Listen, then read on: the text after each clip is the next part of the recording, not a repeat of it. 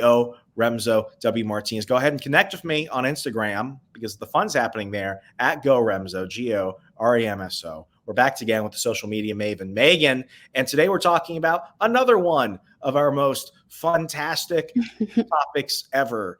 We're talking about algorithms. I say that much like I talked about it when we did networking last week. I was telling Megan before the show that for this season, I want to just front load all the really like nitty gritty, not so fun topics because we're going to build upon it. And frankly, when I speak with with nonprofits that are getting their marketing blueprint set up. When I'm talking to small business owners that get really frustrated because they spent all this money making a business, especially a brick and mortar business, and then they go ahead and start a Facebook page, they start putting up really cool photos and content and stuff.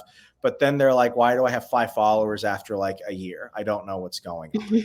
It's a mix of things. But the biggest thing that people who have a regular social media presence encounter is fighting the algorithms. They just don't understand it. They don't know how to feed the beast.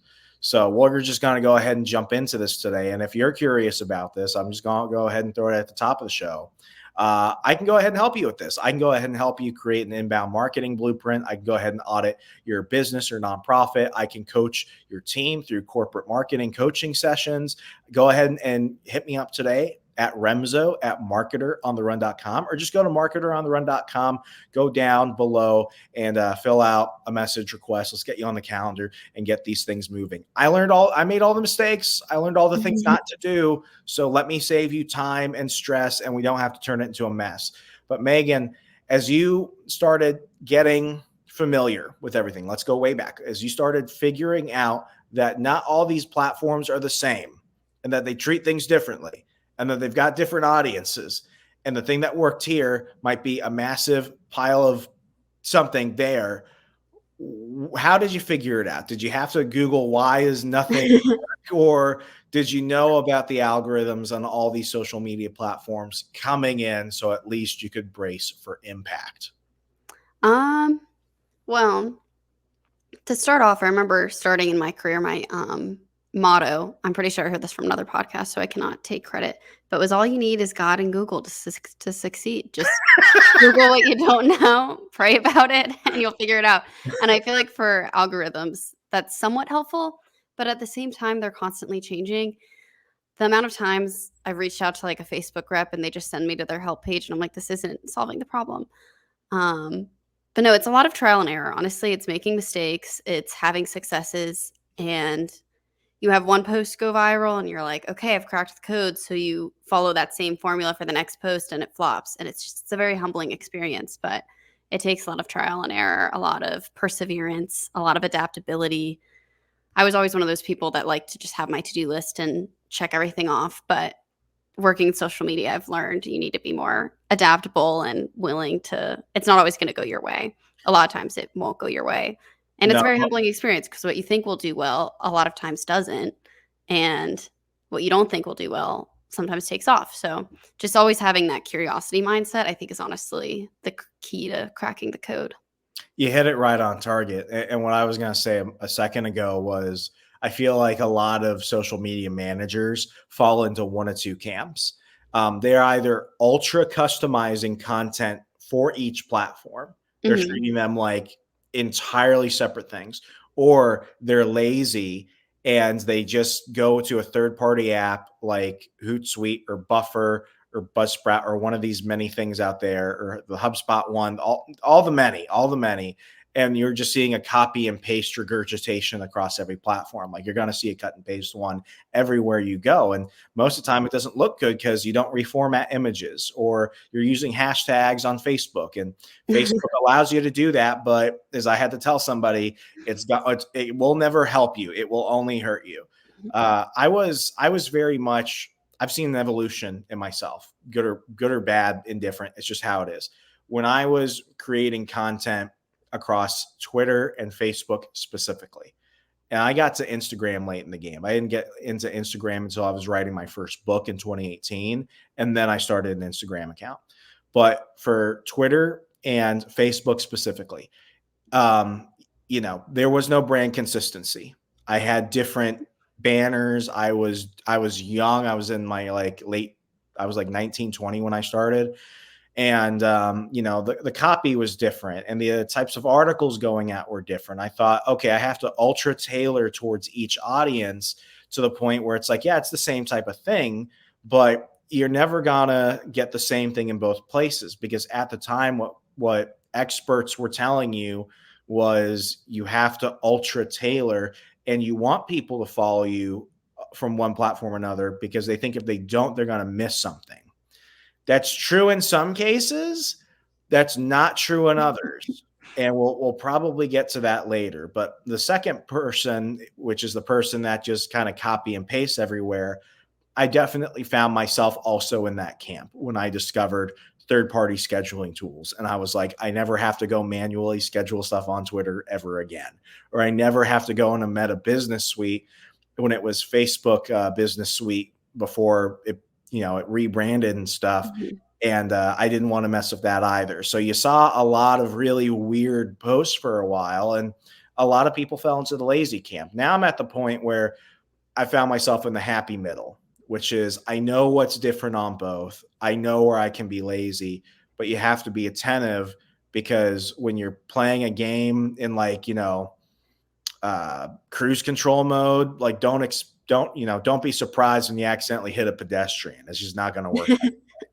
So understanding what platforms you're on is a big deal, because Facebook totally different, Instagram totally different, Twitter totally different, Twitter X, however we want to refer to it right now. Understanding the platforms you're on is key. And but before we kind of move on to the next thing, my question, Megan, is, do you think that this is a problem that I saw with a lot of people, businesses, nonprofits, everybody in between? They try and get on every platform imaginable. And what I tell them is, don't. Mhm. 5 years ago, I would say go everywhere, because you don't know where you're going to strike gold. But now I'm like, maybe you don't need to be on Facebook. Maybe you don't need to be on X. Maybe you don't need to be on Instagram. What's your philosophy for when people wonder whether or not expanding to another platform is actually something they should do? I definitely agree with that. I don't think you need to be on every single platform. One of our philosophies is, if there's some new platform, we'll make an account just to claim our brand name before like someone else goes and takes it. And then we a lot of times won't touch it again. We might have interns play around on it for a day and see if it's worth our time. And then most of the time it's not. So we'll just have the account, we'll save the login. But that's kind of the most what we'll do, at least with like new emerging platforms. When it comes to like businesses, it really just depends on what your business is. I feel like Instagram's a big one if you're trying to reach, I feel like females especially. I don't know. I feel like girls are on Instagram more than guys in a lot of ways. So if It's that's like like 65%, 35%. But it's like, it's interesting. Our Instagram audience is more men than women. So that kind of breaks that stereotype, I guess. But if you're trying to reach like a younger generation, like go on TikTok if that's your target audience is Gen Z, that kind of thing. If your target audience is more like sort of boomers, adults, older millennials, then Facebook might be your way to go. Especially if you're doing like a product, I think. Yeah. It doesn't hurt to explore the other platforms, and just kind of see where you should invest your time. But I think if you're starting out, it's probably safer to just focus on one. Yeah, case in point, I've got a client who does therapeutic massage, and he Mhm. wants to start doing like questionnaire videos, for when people are looking up this type of content on Instagram and TikTok, what are the questions they're going to ask? Because people now treat TikTok, Instagram, they treat them both kind of like search engines. People are going there for answers. People are going there to learn things. It's not just the mindless, endless scroll. So, Right. he's going to do stuff about the benefits of therapeutic massage, or the types of things that you could do at home if you have an injury or something like that.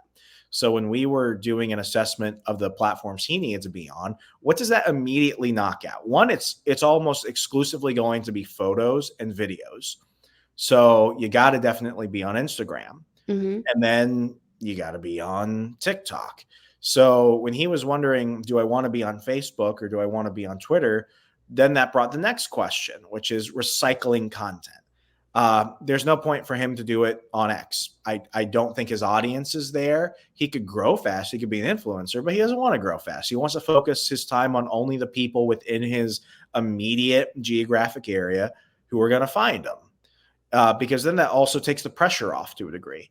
And, I told him, I don't think you have to do much on Facebook because Facebook and Instagram connect, or you could use a third party app, because then when you upload your reels, it's going to do different, algorithm changes, the one on Instagram, then the one on Facebook reels. And then you could put your photos over. And as long as you're not like spamming anything, you'll never have to go into Facebook unless you're like receiving messages and stuff. So right there, what you have is videos can go to several platforms. Images can go to several platforms. And then then TikTok only gets videos. So right there, based off what you want to do, where your audience is, and how you can make it as seamless as possible, that's going to tell you where you need to go and what type of content is going to play well. Because while you can upload videos to, X and stuff, there's no real algorithm for that, anything prioritizing that. I mean, it's a totally different thing. So ask what's relevant to you, figure out what you actually want to do, and then you break it down to the simplest way possible. Exactly. Yeah. There's no real algorithm for reels on Twitter. So if that's kind of your main content point, then you should use that on Instagram. I liked what you said about the Instagram and Facebook connecting the accounts, because I think that that's a useful tool if you're trying to get on more. Like, it doesn't hurt. It already does it. You can just set up automatic posting and just kind of kill two birds with one stone. So exactly. And I mean, the Instagram audience is younger. The boomers, they're on, ironically, the two places they spend the most time are Facebook and YouTube. So, I mean, you could even, if you wanted to, and I haven't recommended this to him, but he could expand his reels into YouTube. Into YouTube Shorts. I think there's a time constraint. I think it's like 60 seconds. Yeah, it's max a minute. It's possible if you wanted to do that. But just starting out, I'm always saying, go where your audience is, do what makes sense. Don't add more work for yourself. Yeah, which kind of goes to the next point. Create content and branding materials that are consistent.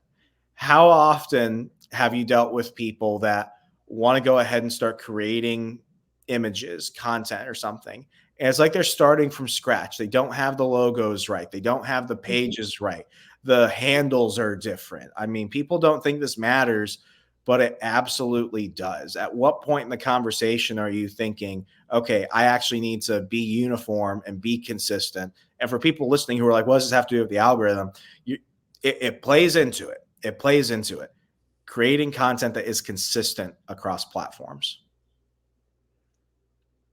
I'll be honest, I feel like I kind of missed your content. I agreed with everything you were saying, or your question, but I agree with everything you're saying. It's like, no, I don't really think there was a question in there. The more I read it, I think it was kind of a statement. So we'll move on to the next part.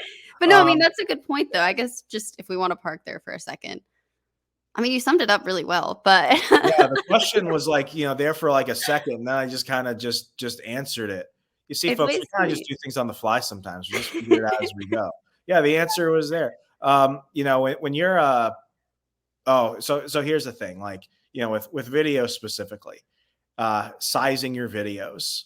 That's a huge one. The people that are, I've got one client who still will hold their phone horizontally.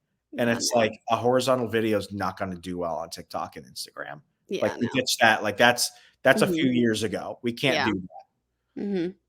Vertical is more flattering too, I feel like, in a lot of ways. It's more slimming, Yeah. I know. I mean, you look at it and you're just like, somebody who doesn't know what they're doing did this.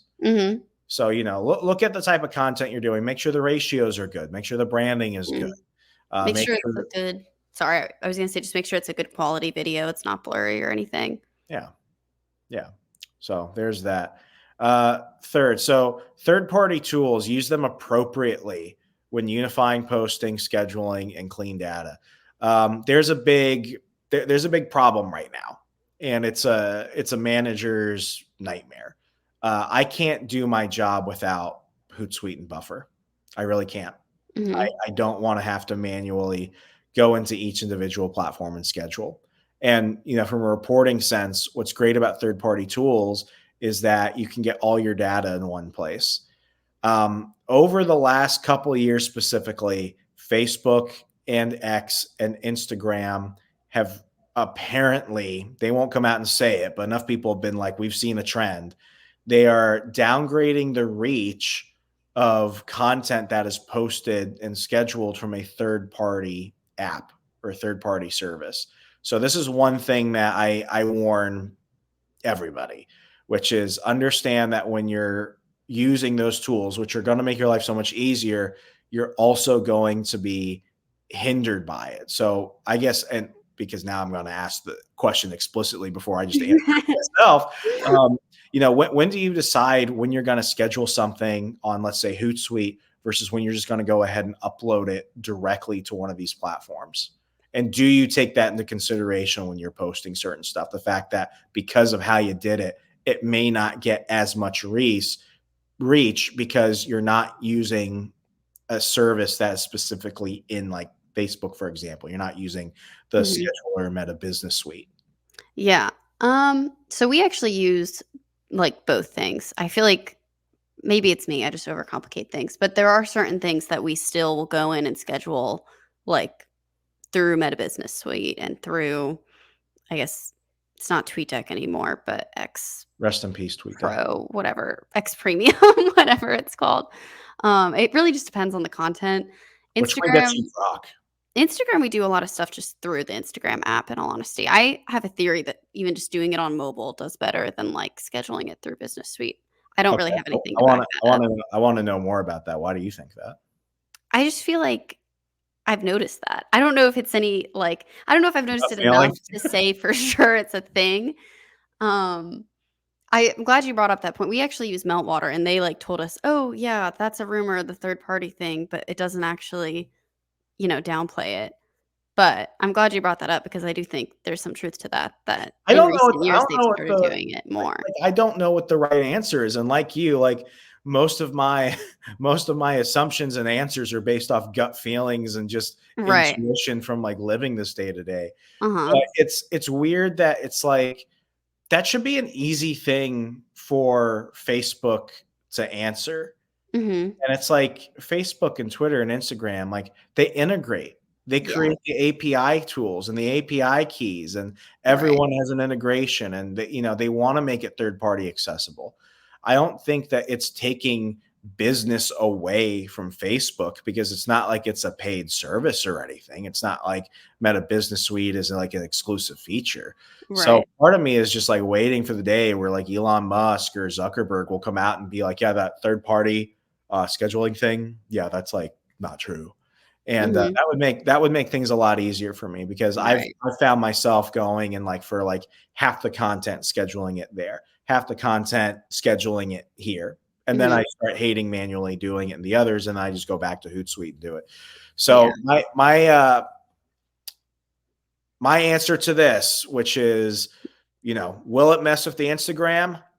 I'm sorry, will it mess with the algorithm? Don't know.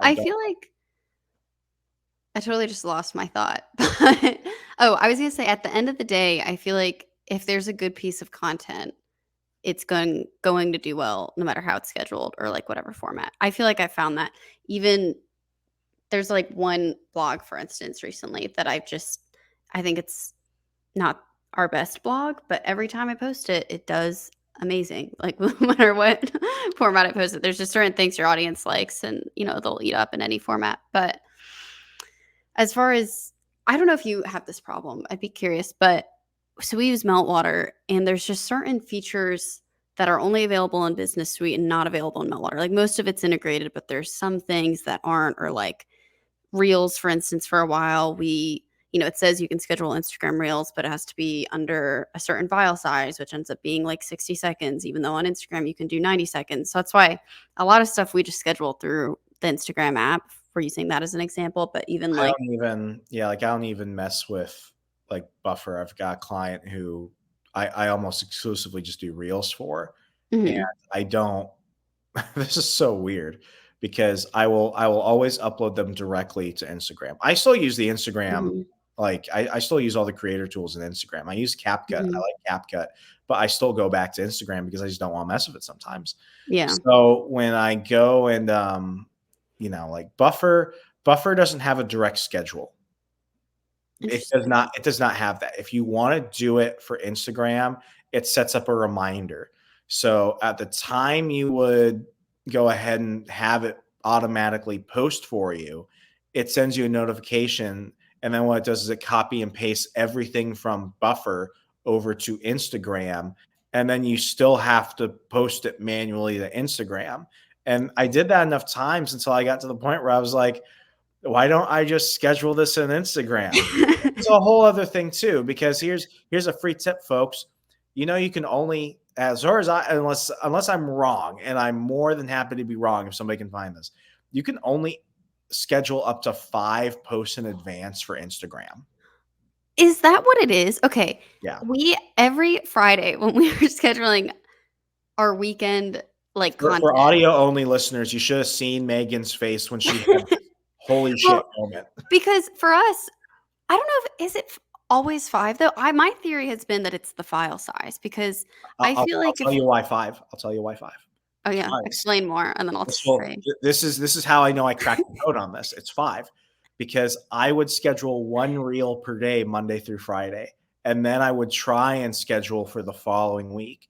And by the time I got to Friday and I was going to schedule a reel for the following Monday, it would say unable to schedule, whatever excuse. And then it's like I couldn't schedule anything past that. So I would have to wait a day or wait a couple days to then mm, take the same file to Instagram and then schedule that reel. And then when I would try and get ahead again, once it would hit that cap of 5, it would go ahead and stop me from scheduling again.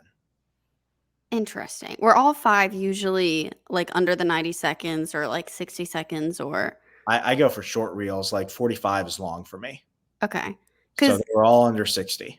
we've found, yeah, the scheduling in the Instagram app, especially, like, Fridays or towards the end of the week when we're starting to schedule out the weekend, even if we want to schedule for something that night, if there's already too much scheduled on the weekend, it won't work. And so now we kind of wait or we'll try to schedule it on Meta Business Suite if it's under 90 seconds, whatever. But I feel like if we have videos that are longer, like let's say 3 minutes, and we're just scheduling it as a post, because I don't even think it lets you schedule it that long in Meta Business Suite, at least as far as I've been able to tell.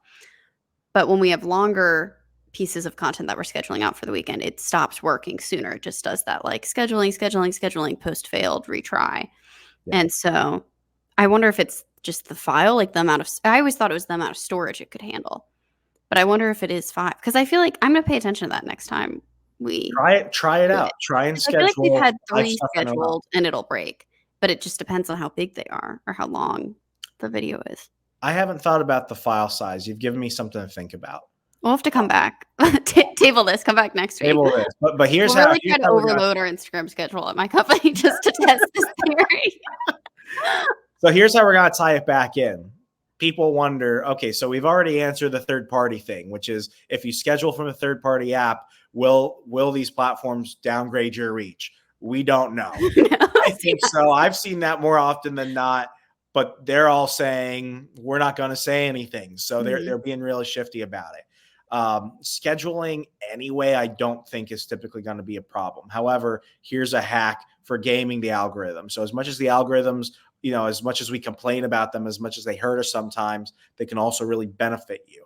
So if you go ahead and post something, let's focus on Instagram, for example. If you post something to Instagram, whether you did it automatically or whether you did it and you scheduled it and then it posted later, what do you want to do with that image or specifically that reel? Because Instagram prioritizes, here's the Instagram priority. The Instagram priority for content is reels, carousels, and then single images, then single graphics. If you post a reel, the first thing you want to do is post that to your stories. Do you mess with stories on your Instagram page much? I'll be honest, it's an intern task where I work. Every That's time we fine have though. interns or That's it's like fine an though, but you entry have level them do it, person right? currently. We have great interns and they're doing polls and quizzes and all the fun like stuff. They don't do that all the time with every reel. I haven't found that. I feel like when I first started my company, I would do that for a lot of reels or ones that I thought were better. Um, I don't think we saw like a huge difference, but I feel like it could work. And it's also like if it works for you, right? Like every company is different. We don't get a lot of story views. in all honesty, compared to like, other reach and whatnot. But I mean, it doesn't hurt. It's just another place to share your content. So I'm going to convince you. I'm going to try and convince you. All right. And if I fail, I fail. And then we delete this whole episode. Well, I'm not convince you to do it for every reel specifically. I would say do it for everything because it's a force multiplier. We're talking about algorithms. Everything comes in different lanes, so to speak. So all your content is graded differently. On Facebook, for example, you've got your page feed, but your reels interact in a way which is different from your regular content. You're posting third-party links out to websites, out to articles. You're posting images. That stuff is almost like driving in a different lane. So same car, but you're driving 2 lanes. You're driving in the middle. So you're hitting both sides. One's incoming, one's oncoming. Take safety out of consideration. That's how it kind of is the best I can explain it. So how it's competing with other content is a little bit different. Same goes for Instagram. You've got your main feed, your main scroll. Then you have your reels in the reels scroll. And then what you have is your stories. Those are all coming from the same content you're posting. However, you're competing in 3 different races at the same time. The stories, feed, and reels. Yeah. So when you go ahead and post to your stories, who are you really hitting? You're hitting your tribe. In social media, your tribe are your diehards. Your tribe are always like regularly searching for your content. They want to see your content and they're engaging with it. And if you're really doing well, they're sending it to your friends. People don't think about this, but sending content to your friends is really promoting that content. It tells Instagram specifically that more people want to see this. They're actively promoting it for them. So when you go ahead and share your content with your stories, you're hitting your tribe audience. You're more likely to multiply the number of people that are going to see it, as well as engage with it. And what you ultimately want to do is have them send it. When you post it and you just post it, you're hitting the opportunity to grow if it's going to recommend, but you're inhibiting your ability to reach your tribe, which is most likely going to spark the ignition that makes something viral. So Interesting. I would say for everything that you're posting on Instagram, I would put that in your story because the regular feed is for growth. The stories is to get in touch with your tribe. Right. I will say, I think for most accounts, that is a good practice. I think the reason we don't do it is because we post more than the average company, just because we're a quasi like news organization. So we post like 6 posts a day. So then that's going to be like a ton of stories. But I do see the validity in your argument. One of my fears with doing that, at least for us, because of how many like feed and reels posts that we do a day, is if we put each thing to the story, maybe not so much for reels because they'll only see a snippet and then have to click to watch the whole thing. But for images, it's like, okay, they saw the image on the story. What else are they going to do? Especially if it's just something like a quote graphic, unless they want to like share it. But if it's just kind of a quick graphic, I feel like if they just see it on the story, they're like, okay, I saw it. I don't need to go see it anywhere else. You're competing against the idea that they would have seen it in the feed. That's a good point. That's a really good point. Too. Because on Facebook is the most egregious example. This might as well be like tantamount to a war crime. Where you're scrolling down and you see something, you're like, oh, this is kind of relevant, but it seems a little dated. What's going on? And then they're like, posted 1 day ago. And I'm like, Facebook, that's not cool. Yeah. You're fighting kind of the same battle on Instagram. That's true. On Instagram, sometimes it's even worse, I would say, because I have a bunch of different accounts for different purposes. So for, I have on like my personal account, the stuff I'm going to get recommended to me, the stuff I'm going to engage with more and see more is different than stuff on my professional account. So then you're fighting that. But what is ultimately going, and this is the other thing, if you create, and if your interns are putting up polls, if they're doing exclusive, like, if they're gamifying it, making it interactive, you're almost always going to be at the top of their stories recommendation. That's like true. How often do people scroll through the stories to see who's posting stuff? So it's all about that tribe mentality. You might see a mix of stuff on your feed as you're Yeah. scrolling through Instagram. But if you can keep your tribe in your stories active and participating, Mhm. that's what's going to make sure your content visibility and your content engagement is always going to do well. That's a great case. Yeah, I'm gonna have my interns try this. You've sold me on it because I they are doing a told really you good from job the with second stories. episode, Like the folks. the person who was running stories before they came was not engaging with it that much. Like she'd do a couple a day, but it was kind of an afterthought. Whereas I like how they've been really trying to do it throughout the day and whatnot. So that's been a huge help. One other thing I want to bring up as far as boosting reels, I don't know if you've ever tried this, and I don't do it with all posts, but particularly if there's one that I'm trying to get do better, or there was one I did this a couple weeks ago. This post was like almost to a million views, and I wanted to just kind of get it the rest of the way, like to a million plays, even if it was just replays.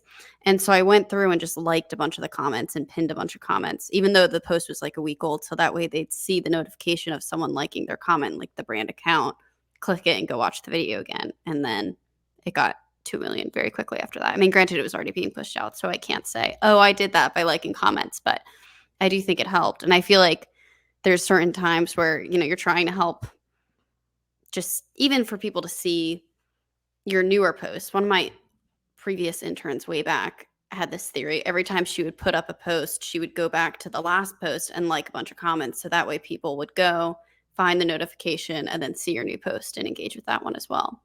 This is a really good question. I'm glad that you asked this because I should have had this in my notes, but I didn't. So, a couple things that we've already hit. One, you got to feed the algorithm. You got to know Mhm. what works for them, what doesn't work for them. You got to tailor it per platform. Secondly, we don't know whether or not third party services, third party apps are inhibiting your reach. What I can say, and this goes way back in our conversation, is remember the copy and paste people who are just going to Mhm. copy and paste a headline or copy and paste the same thing, and they're not, adding hashtags or taking out hashtags. It doesn't seem interactive. It just seems like a copy and paste schedule job.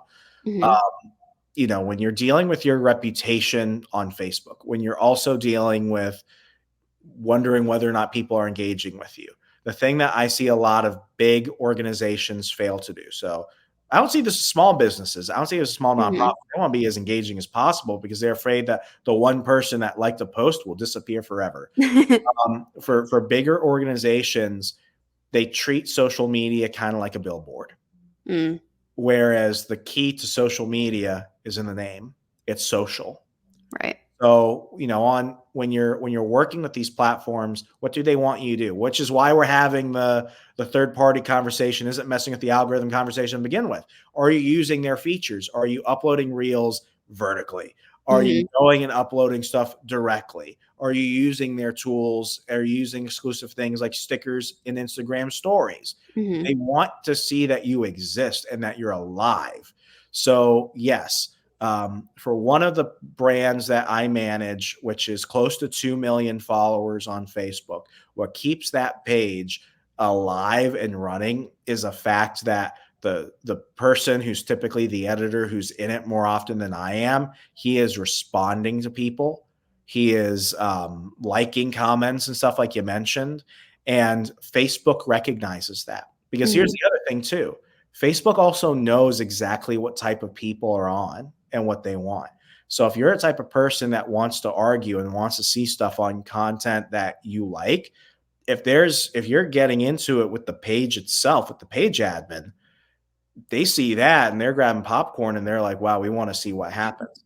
Facebook does too. So do I say do that for every post? No. But what I will say is that when you see a post like you did that's performing really well on its own, if Mhm. you want to just go ahead and give it a little extra TLC, go in and liking the comments is enough. Yeah. Commenting and stuff, I think almost acts the same. Sometimes it can drive conversation even. It's also good for reputation management. Somebody accuses you of something, put something in the comments. People might not react to it, but they'll see it, and that helps if your brand. But yes, when you're interacting with that, the key to social media is being social. Right. Got Yeah. you gotta be in there and you gotta show people proof of life because you have a big page, but when you stop treating it like an interactive experience for people, they'll go somewhere else. And then Facebook will look at this thing that you probably spent a lot of money on too. And they'll be Mhm. like, yeah, not worth it. Yeah. No, exactly. I think the bigger you get, the more tempted it is to forget about those little things. But it's like the little things are the big things. Social media is about socializing, interacting with people. So remembering that as a focus when you're making your social media strategy and making time for it, because that's, guilty of that. You run out of time at the end of the day, especially as you move up, you have more people to manage, more things to do. And even if you can like outsource that to an intern, say to your intern, hey, can you take 30 minutes in the morning just liking comments on people or responding to things or paying attention to the messages too. Sometimes, we'll get big important messages from important people, and it's worth investing the time to look at those things because it just helps you build relationships with other organizations too and collaborate and whatnot, and there's just a lot of benefits. When it comes to understanding these algorithms, it's not just about how and what you post. It's Mhm. also about what you do after the post is up. Whether you're engaging in the comments or whether you're getting other people to share it or whether you're posting it into another chain of stuff like stories, for example. Like I don't even say use the same practice for Instagram stories or Facebook stories. Mhm. Facebook stories is useful, but Facebook stories also just doesn't get you the return that Instagram does because people aren't used to it. So when Meta started introducing more Instagram features into Facebook, it didn't necessarily no one's really said that it's been a positive Right. ultimately. I feel like it didn't translate as well, like, even when Snapchat took stories. Yeah. But I think the main thing to learn from that is obviously Instagram stories were working, and that's why these other platforms are taking them. And even, like, Instagram with Reels, I remember when Reels were, like, a new thing after the whole TikTok craze, and obviously TikTok craze is still going on, but that's why they made Reels in the first place. And it's like the reason they did that was because Reels were working. They were working for TikTok, so they can work on it. For Instagram, they have worked. I feel like Instagram Reels are like the exception to that rule. I feel like most of the time when platforms steal the same type of, content that's on one, it usually flops. But Instagram Reels, I think, are the exception for whatever Remember reason. Fleets on Twitter? What was it? Oh, the Yeah. fleets. Yes. Oh my gosh, I remember It those. was so funny So because no wild. one knew what to do with them, and it was the first time I think a company actually announced that certain feature was just gonna die. Yeah. We're sunsetting this thing. It failed, and it's like, Right. wow, they're actually saying it did. Okay. That was before Musk purchased Twitter, wasn't It it? was still when it was still when Twitter was Twitter, not X. Yeah. That's wild. That's Crazy. kind of funny.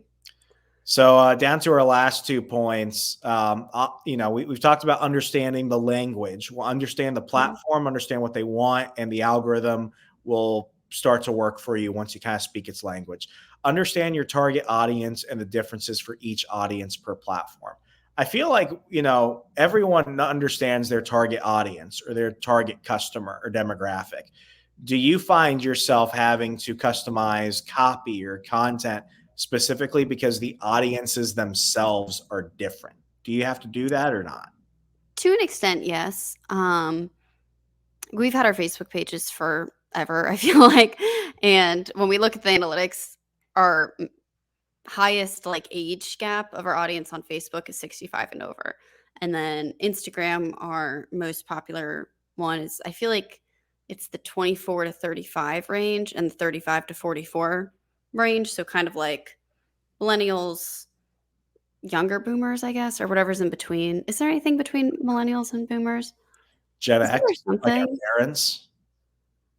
My parents are definitely boomers. They're older, but I was a miracle child. That's another story. Um, anyway, whatever sort of you would call the 35 to 44. Those people. Those people, yeah. Those people.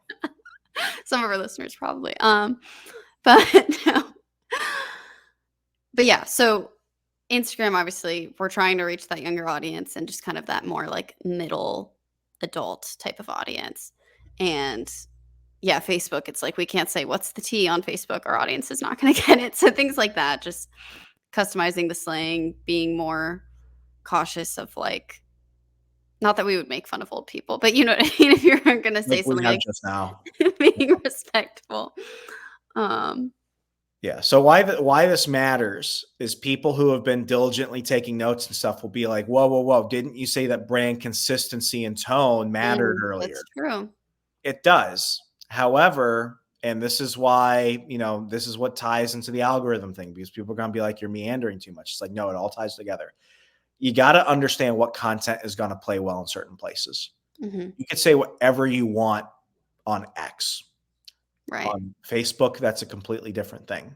Yeah. So sometimes you have to understand and have that discernment and understanding, okay, you've established your audience, you know who they are, but they act differently. Or the content you're posting, and this is for the nonprofits that are in like policy and research and advocacy and that type of thing, understands that sometimes you might not want to post something on a certain platform and you might want to do it elsewhere. Having that discernment is going to help you. And also, on Twitter, where you can post as much as you want, really, and there's not really spamming per se. Facebook takes their spamming traffic very seriously. Hmm. So, sometimes putting filler content where you could be like the Wendy's account or something like that and just have fun, or the McDonald's account, you're having a good time. Maybe you could spend more time on those other platforms where that's going to engage to them. Whereas if you put that where the boomers are, who are your customers, but they're just different and you're on a different platform, that might not play well on Facebook. So as much as I say be consistent and have consistent branding and make sure you're uniform, understand that if you have the availability to delegate certain things and you know that some stuff is going to play well at other places, have the freedom to do that. Don't feel like this is strict orthodoxy. And what I'm also going to say is sometimes some content should not live in certain places. What that means to you, I'm going to let you figure that out. That's why we do consultations. But, understands that people are going to engage with things a little bit differently. From an interactive side, you can do polls on Twitter. They're going to do better. I don't even know if Facebook does polls for pages anymore and stuff I like don't think that. so. I Not think they phased that they, out. I think they might on the stories, but not on like the They post. used to have that. I did that at the Washington Times, and that was fun for like 5 minutes. And I think, but like that, it also had really low reach. Whereas, Uh-huh. even though we had more people on the Facebook page versus the Twitter page, why is it I got thousands more and I only got 100 here? So I mean, it's have the discernment, folks. Like understand that people are going to be a little bit different per platform. So keep that in mind, because ultimately, and how this goes with everything else, Facebook is going to all these platforms are ultimately going to reward what people engage with. So when you're using social listening tools or your analytics and everything, and you're able to determine what works and what doesn't work, when you feed your audience what they want, the platforms will feed them way more of what they want. Exactly. And then the last thing, which is something I see, I'm answering my own questions, Megan. I mean, you summed that up really well. I wasn't really going to add that much, but Accept when things aren't working and adapt. How many times in your career have you looked at something after you came up with a standard operating procedure, you wrote your Bible for how to get things working so that way someone else could pick it up when you wanted to take vacation or something? How many times have you had to scrap your plans and start over because of an algorithm change? constantly. I mean, I can't countless times, I would say. There is no direct number. It's almost like earlier when I said the all you need is God and Google, it's like this is where you need God to be like encourage me. um, but yeah, it's really just one big balancing act. It's like you have to be flexible and there's not, we kept saying we're meandering on the point, but the reality is it's going to change. Like by the time this episode is published, they could change the algorithms, Don't It's say kind of that. like Don't say that. I'm not like, emotionally ready for this. oh, I'm not either. I remember when they were getting rid of Facebook Creator Studio, going to a friend's like sort of office area and just like hugging a pillow and like sitting on the couch, just like totally defeated. I was so upset because I love Creator Studio. But you adapt, you change. I'm still working in marketing, even though I was so determined to retire at that ripe age of 23 or whenever it It's was. like this change. What am I going to do without fleets? I remember Fleets, my intern trying them out. They were a good time. Rest in peace. Rest in peace. Rest in Fleets. Yeah. But Well, yeah, it fleets really is is also just a weird word for Twitter.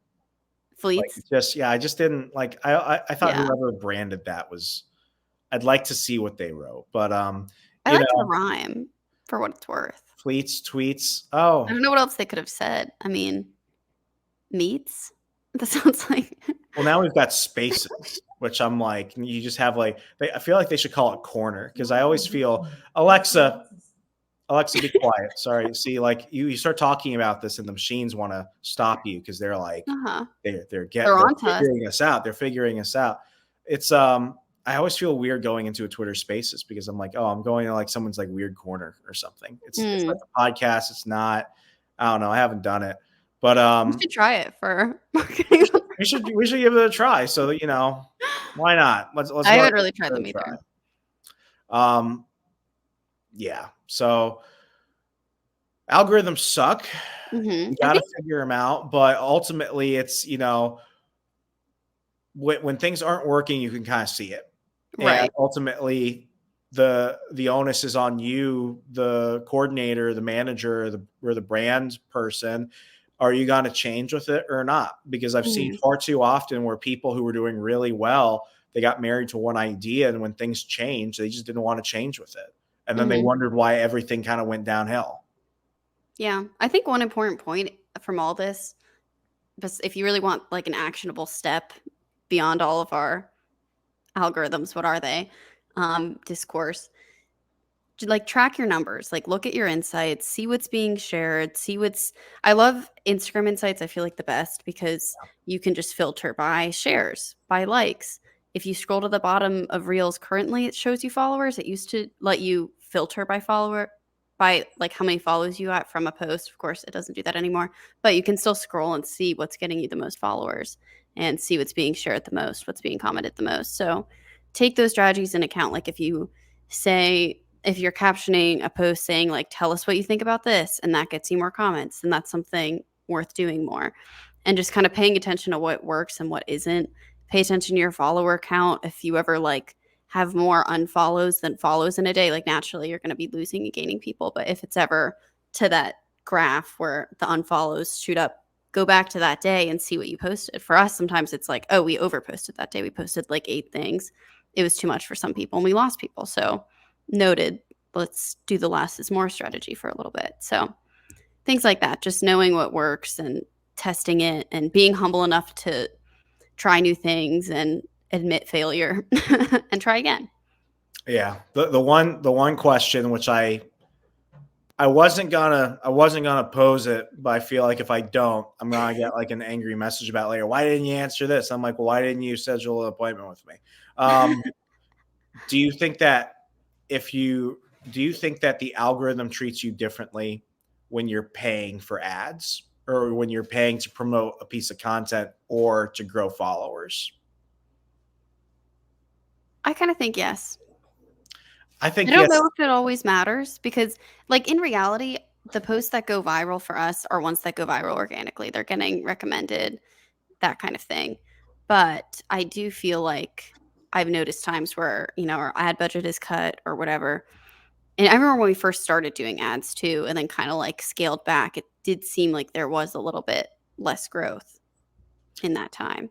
Yeah. I try and be very sensitive around this topic because now you're talking about advertising. But my simple answer is this: these are pay to play systems. You and everyone on these platforms are the product. You're the consumer. You're the, you are the reason why people are spending tons of money to get in front of you. So of course, if you want to compete, you got to spend. I've got 2 clients who I exclusively do reels for. I would say the quality is the same. However, why does one grow really fast and why does the other, who I do the same rate of stuff for, grow very slowly? It's because somebody's spending money and somebody isn't. So if you're wondering, like, do I have to? The answer is yes, it's advertising. You got to do that. However, don't think that just putting money behind things will help content that is not algorithm friendly or is not tailored to your audience. If you don't understand those things first, what platform am I on? What do they want? Who am I talking to? And is this the type of stuff they're going to engage with? No amount of money is going to fix that. Exactly, yeah. And it's also not to say that, like, not doing ads, you'll never grow or you'll never be successful. Like you can, but it's going to take a lot longer. It's going to be a harder process. I always picture it.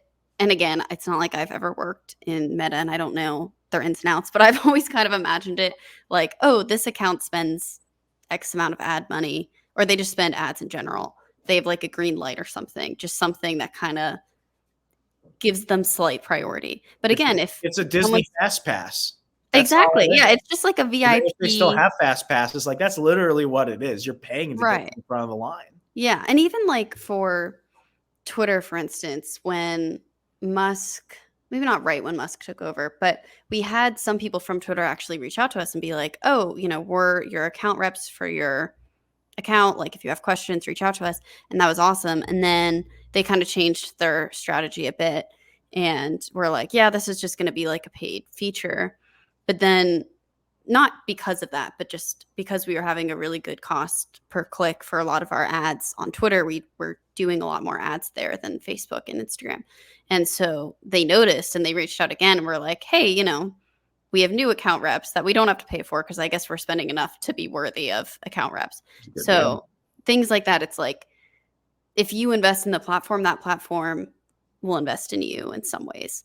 But again, it's like if it's a crappy piece of content, it's not going to do well. You still have to follow these other rules. Unfortunately, there's no like cheat. It's not like, because I feel like way back in the early 2000s, people would do the buy a bunch of followers thing. And it's like that kind of thing doesn't work. But doing quality content. I will admit, like in the mid 2000s, like I bought followers. Didn't everyone? I mean, I feel like it's screwed over our business, but everyone did, but no one likes to say they did. But I did in like 2015, 2016. I thought that's just what you did.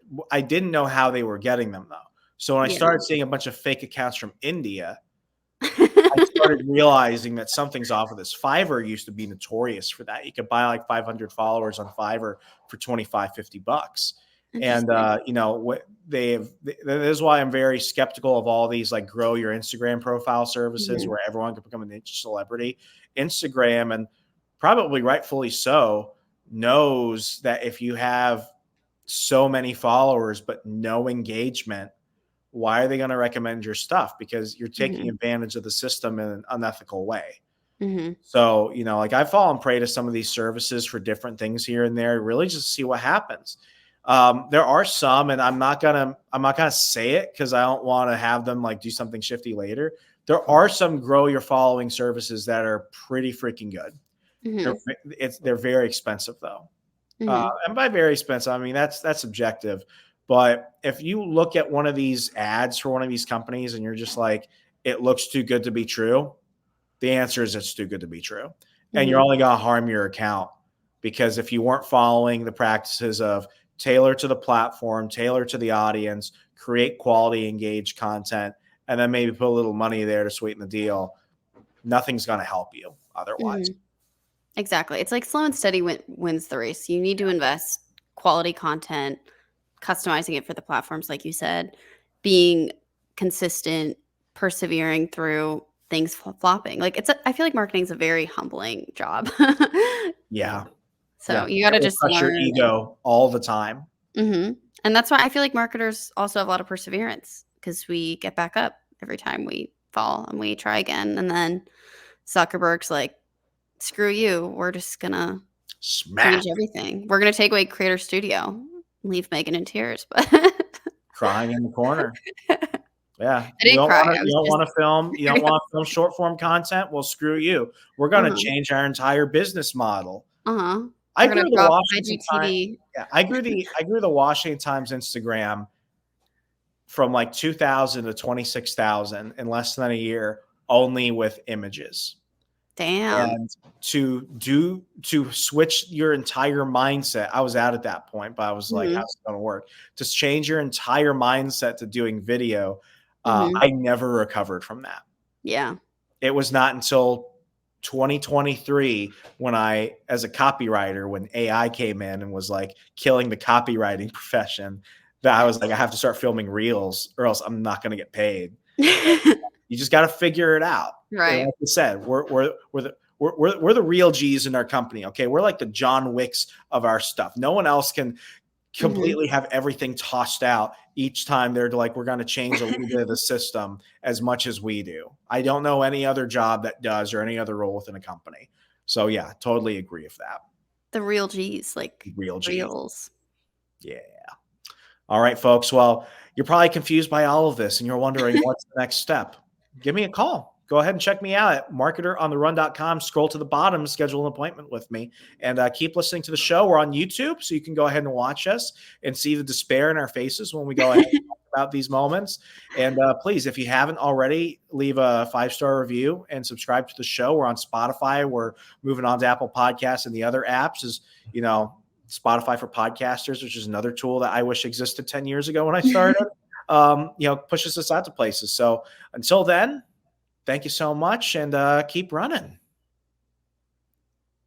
I thought you were going to say run farther or something. We'll figure out that tagline. Well, you said keep running. I feel like that was my tagline, wasn't it? Keep running. We'll figure it out. Was All it? right, folks. It's fine. Goodbye. Run faster. Run faster. Towards the algorithms.